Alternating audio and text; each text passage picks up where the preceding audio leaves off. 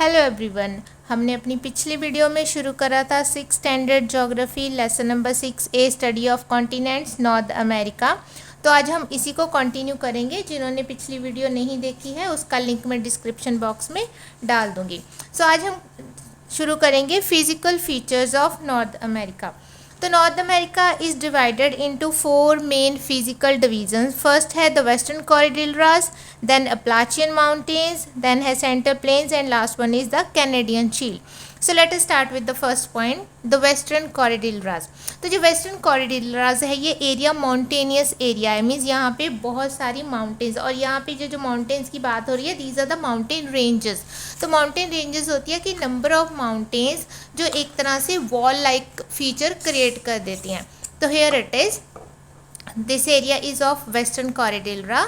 यहाँ पे ये जो नंबर ऑफ माउंटेन रेंजेस हैं कौन सी हैं, रॉकी माउंटेन्स है, ठीक है, फिर सीरा नवेडा है, देन कोस्टल रेंज है।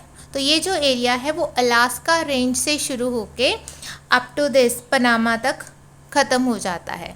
अभी हम आपने मैप में ये देख लिया, अभी हम इसको डिस्कस करेंगे with the help of our book. Okay, so these ranges are about 6500 kilometre long. तो जो इनकी लेंथ है वो बहुत ही ज़्यादा है। Stretch from Alaska, as I told you कि अलास्का से शुरू होता है, पनामा तक ही आके ख़त्म हो जाता है। एंड यहाँ पे जो माउंट मैकिनले है ये अलास्का की हाईएस्ट पीक है और इसकी हाइट है 6200 metres. Then Cordillera is the source of region of most of the rivers of this continent। तो अगर हम इस एरिया की बात करनी है तो यहाँ पे सबसे ज़्यादा रिवर्स पाई जाती हैं। Western cordillera is made up by a number of parallel ranges, जो अभी मैंने आपको दिखाई थी, रॉकी माउंटेन्स है, कोस्टल रेंज है, सीरा नवेडा है। एंड यहाँ पे नंबर ऑफ प्लेट्यूज भी पाए जाते हैं। और इन प्लेट्यू, आई होप सो सभी को क्लियर होएगा, प्लेट्यू काइंड ऑफ एरिया होता है जो प्लेन एरिया से उसकी हाइट ज़्यादा होती है, एल्टीट्यूड उसका ज़्यादा होता है, लेकिन माउंटेन से उसकी हाइट कम होती है। और जो उसका अपर पोर्शन होता है that is similar to table land, flat area होता है ऊपर से। तो यहाँ पे जो प्लेट्यूज़ हैं वो ज़्यादातर है इंटरमोंटेन प्लेट्यू। तो इंटरमोंटेन प्लेट्यू का मतलब होता है ऐसा प्लेट्यू जो अराउंड चारों तरफ से माउंटेन से घिरा होता है। तो ऑलमोस्ट उसके चारों तरफ माउंटेन या फिर माउंटेन रेंजेस होती हैं। तो यहाँ के जो प्लेट्यू हैं वो इंटरमोंटेन प्लेट्यू हैं। They are so named because they are surrounded by mountains, as I told you कि इंटरमाउंटेन का यही मतलब होता है। इनमें से जो लार्जेस्ट प्लेट्यू है that is of great basin, and this is the largest intermountain plateau also of this continent North America. Okay, this is also an area of internal drainage, means जो यहाँ का वाटर बॉडीज़ हैं वो land उसके चारों तरफ, means land portion है वो किसी अनदर मेन वाटर बॉडी में जाके, किसी ओशन में जाके नहीं मिलती हैं। The rivers from this area do not reach the sea because, अब यहाँ पे वो रीज़न दे रहे हैं कि क्यों नहीं पहुँचती हैं, that is due to the mountains form a high border of the intermountain plateau. क्योंकि वो जो प्लेट्यूज इंटरमाउंटेन है, चारों तरफ से एक तरह से माउंटेन्स की दीवार बनी हुई है, तो वो जो रिवर्स हैं उनको वो पहुंचने नहीं देते हैं किसी अनदर मेजर वाटर बॉडी के अंदर। Okay, next is Colorado plateau extend to the south of the great basin. Colorado is the major river of this region. तो यहाँ से अगर मेजर रिवर की एग्जाम्पल देनी हो that is Colorado. And along with its tributaries, tributaries होती हैं another water bodies जो मेन रिवर में आके मिलती हैं, मीन्स उन छोटी वाटर बॉडी या स्ट्रीम्स कह सकते हो आप उनको, वो जो अपने पानी को आके कंट्रीब्यूट कर देती हैं एक मेन रिवर में। तो नंबर ऑफ ट्रिब्यूटरीज हैं। Has cut deep valleys in the soft rock of the area. तो इस एरिया की जो रॉक्स हैं, जो माउंटेन्स की रॉक्स हैं वो सॉफ्ट हैं और ईजीली वो क्या हो जाती हैं, इरोड हो जाती हैं विद द वाटर बॉडी।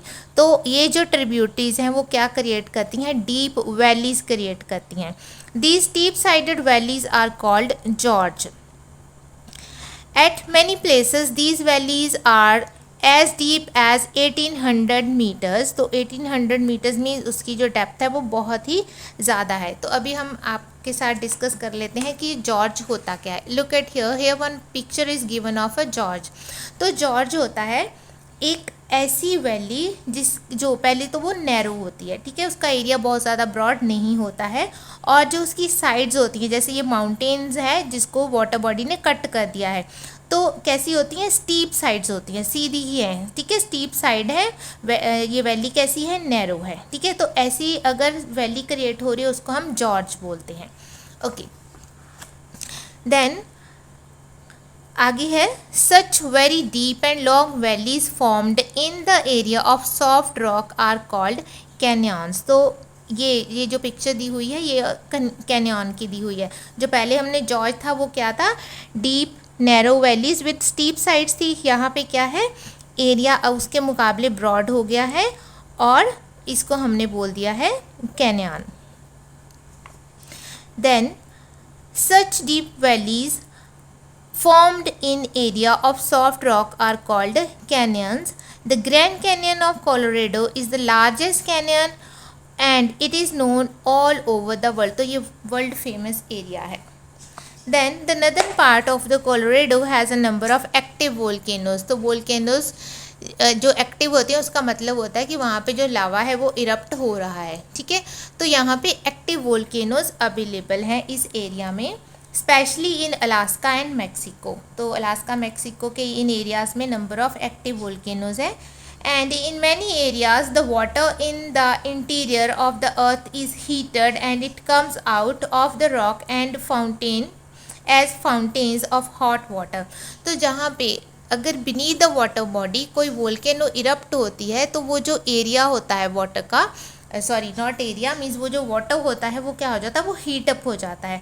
तो सम टाइम वो फाउंटेन्स भी क्रिएट करता है, ठीक है। तो वो कौन से फाउंटेन्स होंगे, हॉट वाटर फाउंटेन्स होंगे। Such fountains of water throwing up hot water and steam periodically are called geysers. तो अगर वो टाइम टू टाइम अपने पानी को मीन्स बाहर निकालते हैं, है तो वो हॉट वाटर ही ड्यू टू वोल्केनोज, ठीक है। तो अगर वो पीरियोडिकली अपने उस वाटर को और स्टीम्स को बाहर निकाल रहे हैं देन उनको हम बोलते हैं गीजर्स। ये यहाँ पे जो पिक्चर दी हुई है this is of picture of one geyser. तो नीचे क्या है, ड्यू टू वोल्केनिक इरप्शन पानी यहाँ का हीटअप हो चुका है, तो यहाँ पे पीरियोडिकली जो पानी है वो बाहर को पुशअप हो रहा है और इसको नाम दिया गया है फाउंटेन्स एंड गीज़र्स। तो ये जो गीज़र है ये द ओल्ड फेथफुल गीज़र है, इसका नाम है। And the Old Faithful is most famous among these and it is situated in the Yellowstone National Park in the United States of America. And this geyser throws up a jet of hot water at regular intervals. तो regular intervals पे ये अपने पानी को बाहर निकाल रहा है।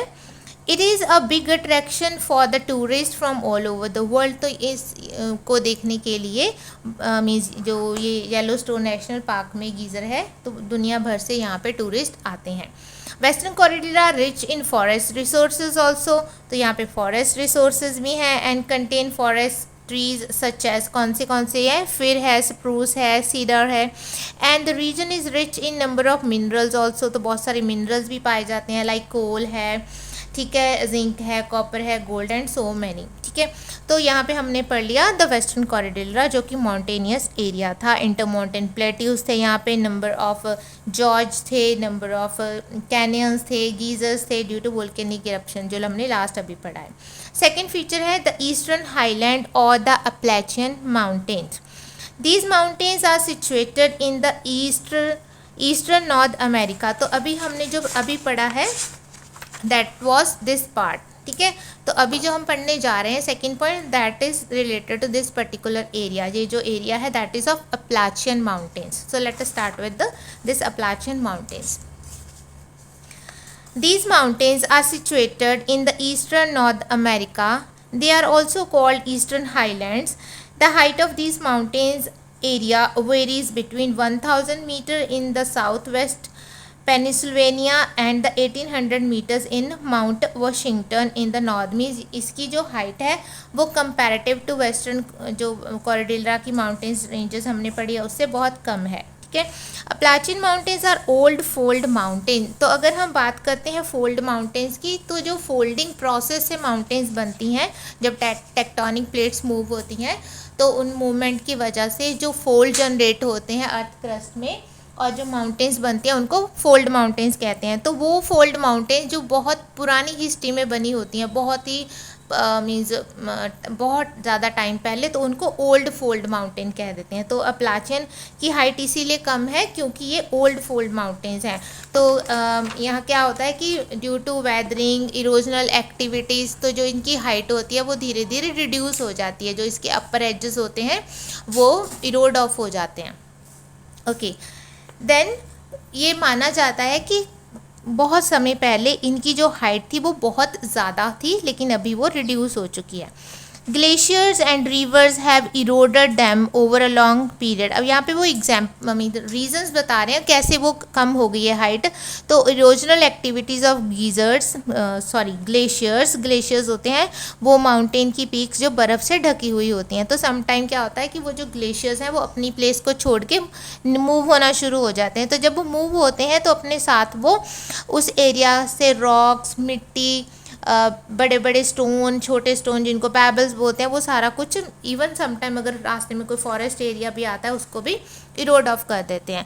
देन रिवर्स, तो इन्होंने क्या करा है, इस एरिया को इरोड ऑफ कर दिया धीरे धीरे। मीन्स बहुत ज़्यादा लंबा समय लगा उसको, लेकिन धीरे धीरे इरोजन होती गई और इसकी जो हाइट है वो कम हो गई।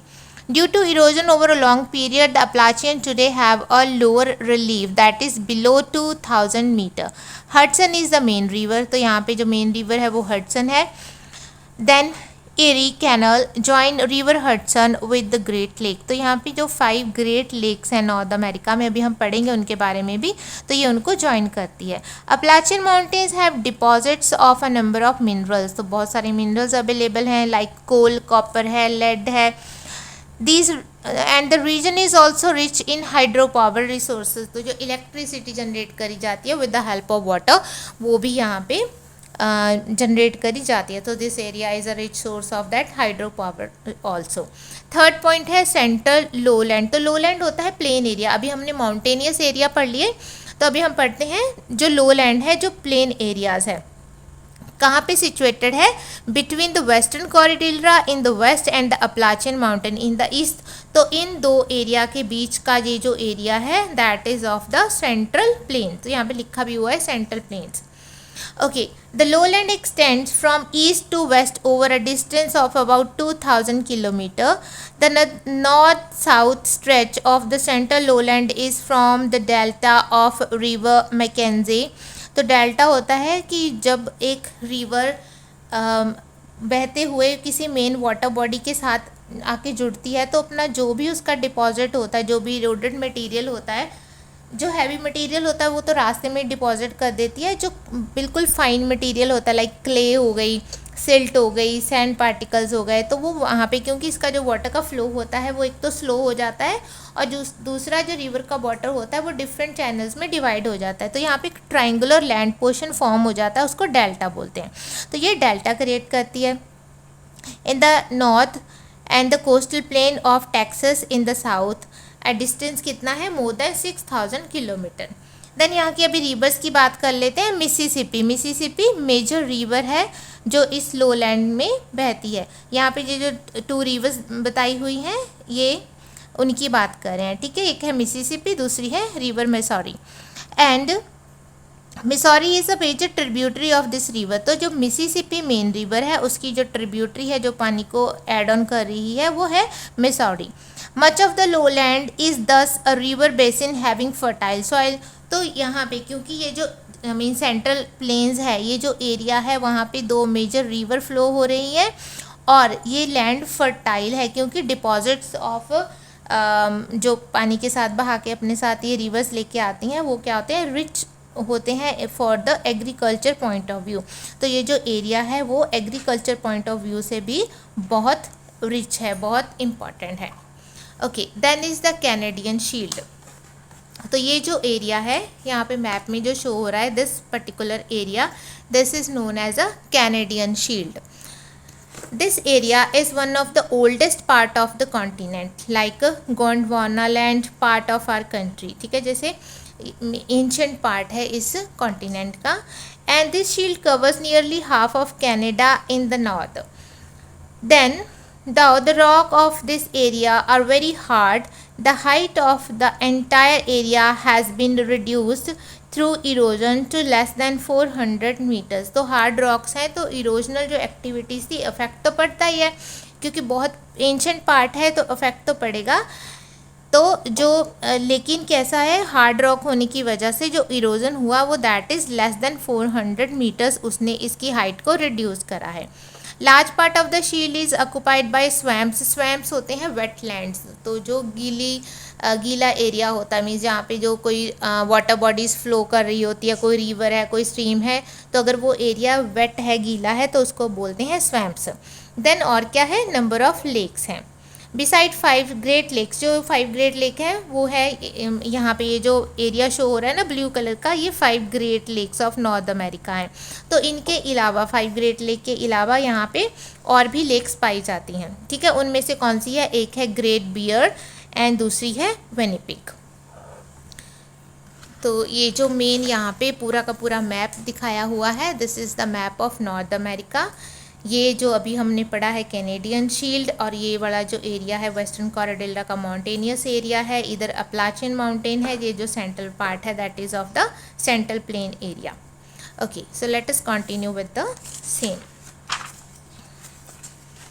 Then the northern part of Canadian shield lies in the cold zone. तो ये जो एरिया है कैनेडियन शील्ड अभी जिसको हमने शुरुआत करी है पढ़ने की, वो कोल्ड जोन में है और ऑलमोस्ट लगभग पूरे के पूरे साल ये फ्रोज़न ही रहता है, मीन्स बर्फ़ के अंडर ही जमा रहता है, यहाँ पे बर्फ़ रहती है. And the southern part is occupied by the Great Lakes and the Saint Lawrence lowland. तो यहाँ पे जो एक एरिया है वो पूरे साल के लिए फ्रोज़न ही है, और इसी का जो सदर्न पार्ट है वहाँ पे ग्रेट लेक्स हैं, सेंट लॉरेंस लोलैंड है यहाँ पे, एंड जो वर्ल्ड का फेमस फॉल है जिसको हम बोलते हैं नियाग्रा फॉल, वो भी यहीं पे है. ठीक है, and the Great Lakes of North America are interconnected. ये आपस में जुड़ी हुई हैं जो ग्रेट लेक्स हैं. which then Saint Lawrence is an important river of this region which joins the Great Lakes with the Atlantic Ocean. तो इनको ज्वाइन करके वो अटलांटिक ओशन जो यहाँ का ओशन है उस एरिया को ज्वाइन कर लेता है, जो मेन वाटर बॉडी है. तो जो वैसे तो जो रिवर्स हैं वो तो इनलैंड वाटर बॉडीज़ हैं, ठीक है, लेकिन यहाँ पे जो रिवर है वो उनको आके ज्वाइन कर लेती है. This river makes the most important inland water way of North America. तो इनलैंड वाटर वे बनाती है ये नॉर्थ अमेरिका का. Although a large part of the Canadian Shield experiences a very low temperature and is not suitable for agriculture. तो frozen area है तो agriculture के लिए नहीं सूट करता है, लेकिन यहाँ पे बहुत इम्पॉर्टेंट मिनरल रिसोर्सेज अवेलेबल हैं. तो कौन से मिनरल्स हैं, गोल्ड है, सिल्वर है, निकल, iron, copper, platinum, radium, uranium, cobalt, ठीक है, यहाँ पर पाए जाते हैं. इसलिए ये जो मीन्स एरिया है वो मिनरल रिसोर्स के लिए बहुत इम्पॉर्टेंट एरिया है. तो इस वीडियो में हम इतना ही पढ़ेंगे. अपनी नेक्स्ट वीडियो में हम लम्बरजैक ऑफ कनाडा, उनकी लाइफ के बारे में डिस्कस करेंगे. So till the time, watch the video, like, share and subscribe. Have a good day.